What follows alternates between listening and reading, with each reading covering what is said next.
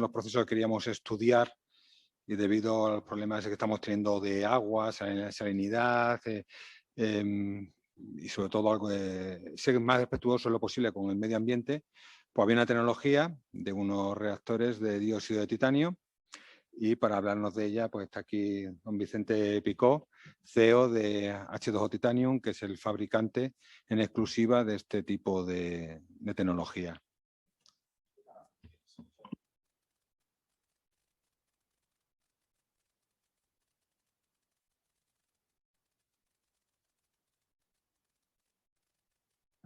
Sí, es cierto. Repito, muchas gracias por invitarnos a Frues en la persona de Miguel Ángel, que ha tenido el detalle de tenernos en consideración. Yo intentaré no aburriros mucho, lo cual es bastante complicado porque lo mío es muy árido también, pero vamos a ver. Nosotros fabricamos reactores de dióxido de titanio. ¿Qué es lo que nos interesa a nosotros?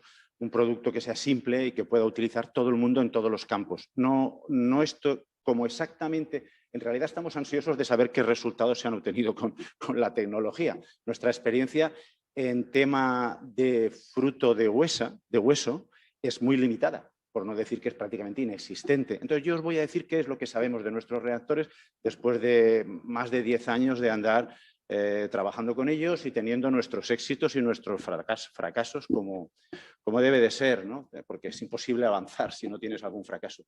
¿Nosotros qué nos ocupa a nosotros? Nos ocupa lo que se conoce técnicamente como fotocatálisis oxidativa avanzada. ¿Nosotros qué queremos? Generar radicales hidroxilo, no queremos utilizar productos químicos, hacerlo con un coste energético bajo y a ser posible que sea muy fácil de instalar y mantener a nivel industrial. Ese es nuestro objetivo. Ahora os explico un poco lo que son los radicales. Al final, nuestro objetivo es eliminar contaminantes del agua. ¿De qué tipo de agua? Pues en principio de todo tipo de agua. Y si es posible hacerlo sin recurrir a productos químicos. ¿Es siempre posible? No. Pero tenemos un buen campo y acumulamos ya un número de experiencias muy satisfactorias. ¿Cómo lo hacemos? Utilizando los radicales, que como os he dicho, ahora os cuento un poquito lo que es para quien no lo sepáis, que imagino que a lo mejor lo sabéis todos. ¿Qué queremos? Mejorar la calidad del agua, reaprovecharla, asegurarnos de que higiénicamente está en mejores condiciones o que es más transparente o que no huele, porque hay muchísima problemática con el agua y más ahora que los procesos industriales desde hace décadas ya son muy intensivos y ahora estamos todos sometidos a mucho estrés hídrico, la huella hídrica también tiene mucho peso, entonces lo que podamos contribuir a mejorar estas condiciones pues es nuestro negocio, porque al fin y al cabo somos una empresa. Esto es. Bueno, radicales hidroxilo los podemos provocar o generar o producir de muchas maneras. Hay maneras que utilizan métodos fotoquímicos, métodos químicos solamente. Nosotros nos concentramos en utilizar TiO2, dióxido de titanio. Dióxido de titanio que combinado con luz ultravioleta, HV, y utilizando el agua, pues acabamos produciendo una molécula. Una molécula que tiene una particularidad, que no sé si es la siguiente diapositiva. Bueno, sí, tiene una particularidad. Esta molécula, y se conoce químicamente como radical, es una molécula a la que le hemos quitado un electrón. No es una molécula que tiene un electrón que tiene una carga positiva o una carga negativa, no, es una molécula con un electrón desapareado, que es como una molécula muy cabreada. Es una molécula que necesita volver a aparear ese electrón, sea como sea. Entonces va a buscar desesperadamente y sin mirar pelo en dónde puede quitar ese electrón. No lo puede coger de cualquier otra molécula porque la propia molécula radical hidroxilo tiene una potencia que se conoce como potencial redox limitada. Sabemos que los radicales de cualquier naturaleza, pero el hidroxilo particularmente, es capaz de sustraer electrones de enlaces covalentes, aquellos enlaces entre átomos que se reparten sus propios electrones y más o menos con igual fuerza, que suelen ser moléculas orgánicas. Por poner un ejemplo muy extremo en el sentido contrario. Pues la sal, el cloruro sódico, es un enlace iónico. ¿Qué quiere decir? Que los electrones están o muy bien, o muy cerca del cloro o muy cerca del sodio, pero nunca andan por en medio entre los dos átomos. Entonces, no tenemos suficiente fuerza para atacar ese tipo de moléculas con enlaces iónicos. ¿Con qué trabajamos? Con material orgánico. Materia orgánica, es decir, azúcares, ácidos húmicos, ácidos orgánicos de cualquier naturaleza, residuos metabólicos de peces o de frutas o de lo que fuere. Y esto no pasa. Bueno, aquí cuento un poquitín lo que son las propiedades de este radical. Este radical se caracteriza por esta molécula que he dicho que es como un poquito cabreada porque quiere volver a ser como estaba antes y recuperar el electrón. ¿Qué es lo que la caracteriza? Es respecto de los agentes oxidantes. Esto señala, ¿verdad? Porque yo lo he visto... sí, ¿verdad? Falta que yo sepa cómo. Sí, así. Pues respecto de los agentes oxidantes que nos podemos encontrar en el mercado, a excepción del flúor, que es muy complicado de trabajar con el flúor, el radical hidroxilo es el de mayor potencial redox. ¿Eso qué significa? Que aquellos enlaces que no pueda romper el radical hidroxilo, no va a poder romperlos ninguno de estos otros oxidantes. No importa la concentración, porque estas reacciones son siempre estequiométricas, es decir, un radical, un enlace. Un átomo de una molécula de ozono, un enlace. No por tener 10 vamos a atacar mejor ese enlace. Eso le confiere esa particularidad, es decir, tenemos más fuerza que los demás. De hecho, es que el radical hidroxilo, si lo comparamos con otros radicales libres o también con especies de oxígeno que son muy reactivas, el hidroxilo prácticamente puede reaccionar con todas las moléculas. Reaccionar es decir, quitarles electrones, es decir, oxidarlas, es decir, romper enlaces, es decir, acabar consiguiendo que estén completamente destruidas, mineralizadas. CO2 al final y H2O cuando hablamos de materia orgánica, que es lo único que estos radicales pueden atacar u oxidar. Luego tiene otra particularidad que, bueno, aquí que a veces es una ventaja y a veces es un inconveniente. Su vida es cortísima. Ahí fuera hay un reactor, no importa que sea de ese tamaño, pequeñito, como los grandes que hay trabajando, todos producen el radical a nivel de superficie de dióxido de titanio. La vida de un radical se mide en nanosegundos. Nanosegundos es, te lo has creado y ha desaparecido. Si tú tienes nada para que si tienes una molécula alrededor, el radical le va a quitar el electrón rápidamente. Y si no, se recombina y vuelve a ser agua. No podemos contar con usar un reactor y enviar radicales hidroxilo. Eso es imposible.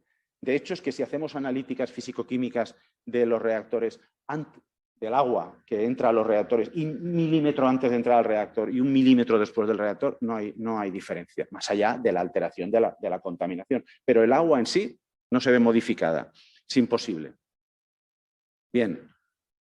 Si voy muy rápido, me paráis, pero creo que me seguís más o menos. Evidentemente, el radical también afecta mucho a los microorganismos, tiene que ver con la higiene del agua. ¿Por qué? Porque al fin y al cabo los microorganismos están envueltos en cápsulas o en membranas de naturaleza orgánica, con lo cual al final compuestos lipídicos o compuestos tipo azúcar que son susceptibles de ser atacados por el radical. Si nos encontramos con microorganismos y le lanzamos una barbaridad de radicales hidroxilo, al final los hemos roto y no hay posibilidad de que se reactiven. Cuando he roto una estructura de una membrana celular o un polisacárido que envuelve un virus, pues lo has dejado ya sin posibilidad de recuperarse. Yo es que no sé dónde tengo que apuntar con esto, ¿hacia ahí? Ah, sí, hacia ahí. Vale. ¿Qué fabricamos nosotros? Un cuerpo sólido, un monobloque de dióxido de titanio. Eso es lo que nos diferencia a nosotros. ¿Por qué? Porque uno puede ir y dirigirse a la compañía alemana de GUSA o cualquiera y diga, envíeme 400 toneladas de dióxido de titanio. Te van a preguntar qué tipo, tú lo solicitas y te dan dióxido de titanio y tú coges dióxido de titanio, lo metes con agua, le metes luz ultravioleta o lo combinas con ozono, haces otras cosas y obtienes el mismo resultado. Obtienes radicales hidroxilo, que es lo que nos interesa, con lo cual el éxito está asegurado. Lo interesante de nuestro producto es que tiene sus limitaciones, pero es un bloque muy sólido. Tú lo pones en una red de agua, puedes trabajar con él y te despreocupas de él. ¿En qué sentido? Pues en el sentido de que si estás trabajando con un producto pulverulento, granulado, un recubrimiento o algo, es decir, un dióxido de titanio que puede desprenderse, te arriesgas efectivamente a que se desprenda. De hecho, es que se desprende. Nosotros tenemos de competencia, digo teníamos o tenemos porque no estoy muy seguro de si están en el mercado, una compañía alemana que intentó coger equipos de ultravioleta clásicos y revestirlos de dióxido de titanio. Claro, el trabajo mecánico de un flujo de agua pues acaba produciendo la erosión. Y claro, al principio funcionan bien porque, bueno, en principio, al principio funcionan bien, pero al final te has quedado sin el dióxido de titanio. Lo nuestro es un bloque compacto y actualmente damos una garantía de vida de 10 años. En 2 o 3 más la daremos de 15. ¿Por qué? Porque los tenemos ya 11 o 12 años en el mercado y salvo que se les produzca o intencionadamente o de una manera muy accidental un daño mecánico, digamos, tremendamente agresivo. Voy a poner un ejemplo. Tenemos reactores en industria del azulejo. La industria del azulejo utiliza arcilla, como todo el mundo sabe, y la arcilla es abrasivo, no, hiper extra super abrasivo, ¿no? Y bueno, hizo un agujero. O sea, era puro desgaste mecánico como tal, pero eso ha sido una vez entre los más de 1.100 reactores que tenemos. También encontramos con un cliente que cuando compró un equipo, pues como no le cabía al hombre, dijo, pues en vez de modificar la red, pues ya casi que corto por abajo, corto por arriba. Y ya le pongo la brida. Efectivamente, cortó por abajo y cortó por arriba, pero ya no se pudo volver a montar. Si no hacemos cosas así, tenemos reactores para toda la vida. Ya me contaréis que hace falta valor para pensar, en vez de modificar la red, cortar el reactor. Pero bueno, esto es lo que ocurrió y es una anécdota. Bien, ¿por qué hay esta diapositiva de ultravioleta de última generación? Pues porque como el diseño es muy similar a los ultravioleta, porque los reactores tienen ultravioleta, que es lo que nosotros utilizamos para irradiar el dióxido de titanio, excitarlo y hacer que acabe rompiendo la molécula de agua y generando un radical. Como tiene ese diseño tan similar a los equipos ultravioleta, pues cuando vamos a vender siempre se nos comparan con los equipos ultravioleta. Entonces, alguna vez decimos, es como si fuera un ultravioleta de última generación. ¿Por qué? Porque tenemos todas las propiedades del ultravioleta, la radiación habitualmente de los 250 y casi 4 nanómetros, la intensidad, tiempos de residencia, pero además tenemos los radicales. Claro, al tener los radicales, que es realmente nuestro objetivo, optimizamos un reactor ultravioleta con mucho.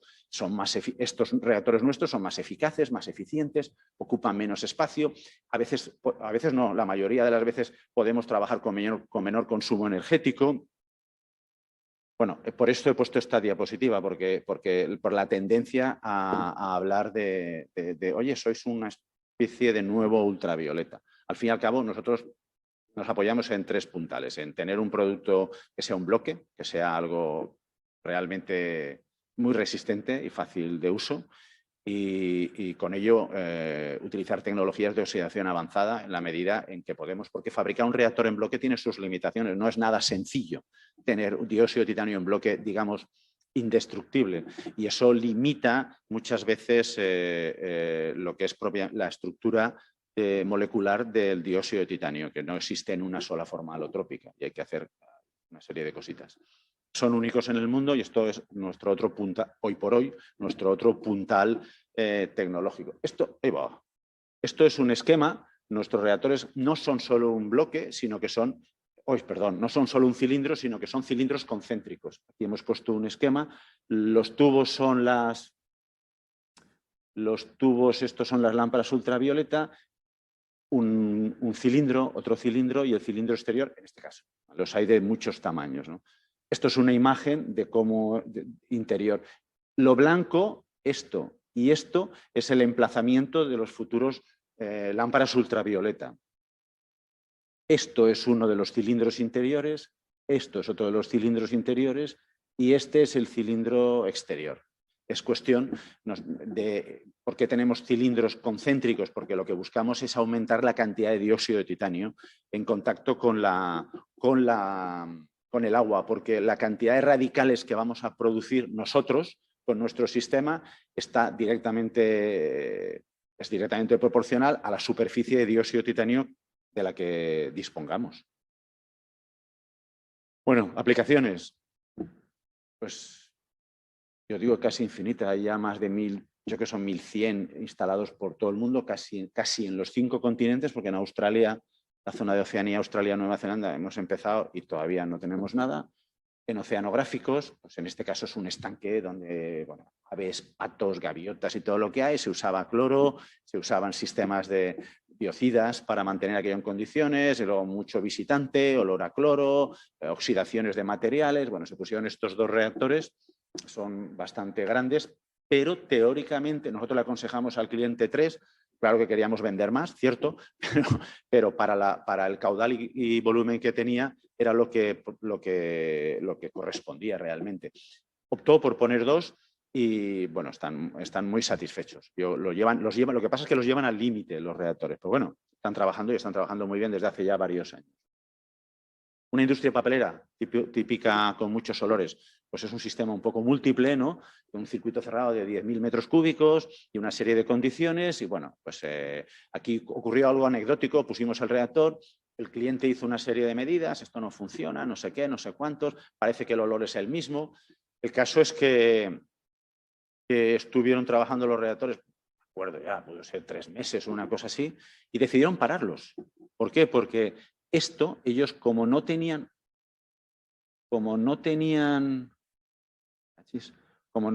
ningún otro sistema antes, todo esto les suponía un consumo energético. Entonces decidieron pararlo y en cuestión de unos 15 días o 3 semanas empezaron a tener quejas por parte de las mujeres y de los propios hombres, de empleados de la fábrica, porque la ropa volvía a tener muchísimo olor, la ropa de las papeleras. ¿Y qué es lo que ocurría? Pues que los reactores sí que estaban haciendo su trabajo. Pero claro, la percepción del olor, el mejor cromatógrafo del mundo es nuestra nariz. O sea, nosotros detectamos partes por billón con una facilidad terrible.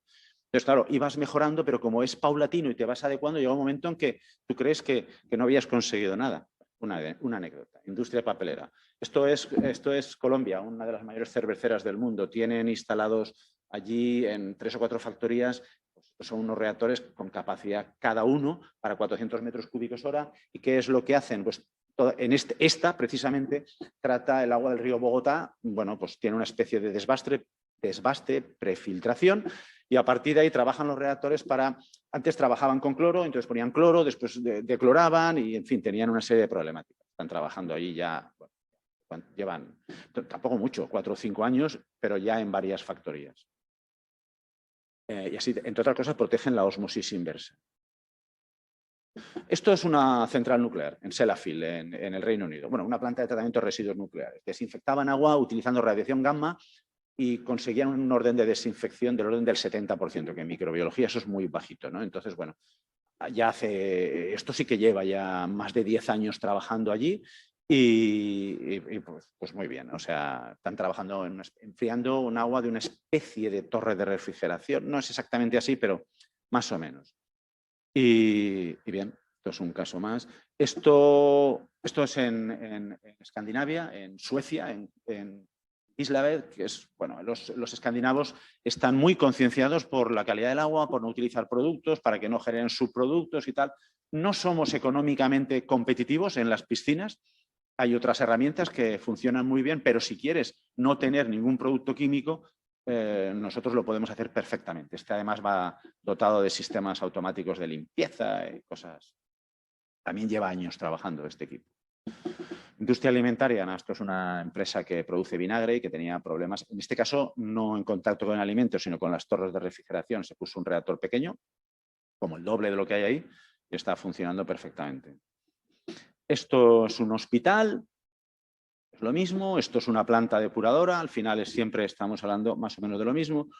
Esto es Nissan, ¿no? Esto es una fábrica de automóviles, entonces allí tienen que tener el agua en condiciones higiénicas y químicas perfectas, no pueden tener materia orgánica, no pueden permitir ciertas condiciones en el agua porque esto es el proceso previo al pintado, y entonces si el agua se sale de norma, el pintado puede verse muy afectado. Y bueno, está trabajando ahí ya también un buen número de años.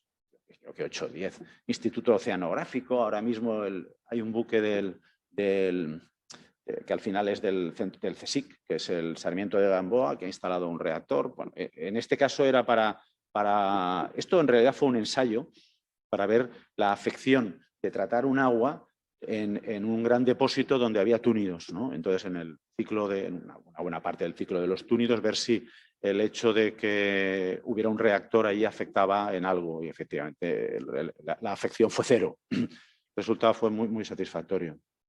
Hay reactores, para un mismo reactor, diferentes modelos, acabados, tecnologías. Más bien lo que modificamos ahí es la eléctrica y la electrónica, porque el reactor siempre es el mismo.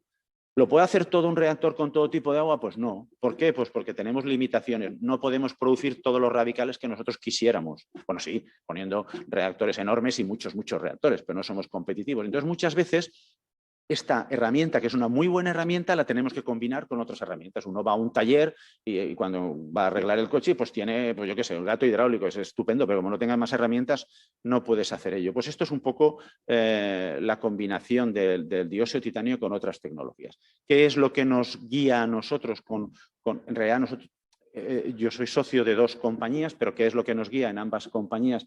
Pues intentar solucionar problemas y mejorar procesos vinculados al agua sin recurrir a productos químicos, cualquier tipo de agua, cualquier tipo de residuo. ¿Éxito en 100%? Hombre, no, pero la verdad es que sí que estamos avanzando mucho y claro, como ahora está muy en boga y desde luego muy justificadamente la sostenibilidad, pues nos obsesionamos un poquito con el coste energético, tenemos algunos intentos, de momento no van nada bien, con LEDs, y siempre intentamos diseñar una solución final donde los costes de operación sean lo más reducidos posible. No llegan a ser inexistentes nunca. Y bueno, industria alimentaria, donde pues ahí tenían pues unas aguas con unas concentraciones, en este caso eran 18.000 partes por millón, una serie de materia orgánica, y tuvimos que combinar nanofiltración, ultrafiltración, dióxido de titanio, microbiología y superoxidaciones. Ahí hicimos varias cosas porque al final la alternativa a esto es un reactor biológico. Los reactores biológicos están muy bien, son muy válidos, pero en muchos casos tienen sus limitaciones, o generan olores, o tú no puedes, dependes de que tengas antes un buen sistema de preparación del material, son sistemas abiertos que ocupan mucho espacio y estos son bastante compactos en este caso. Otro tipo de industria, esta es muy complicada, esto es una industria de tratamiento de residuos donde al final recoge escurridos y hay lixiviados, aguas muy agresivas, también con DQOs muy elevados, con muy poco color, en fin. En este caso tuvimos que combinar el reactor con microbiología. Esto es ¿esto qué es? Ah, sí, una cadena de lavanderías automáticas donde pues, al final tiene un agua residual y nos dijeron, oye, ¿qué podéis hacer con el agua residual? Bueno, ahí partimos de una salvajada de valores de DQO, que son 60.000 partes por millón.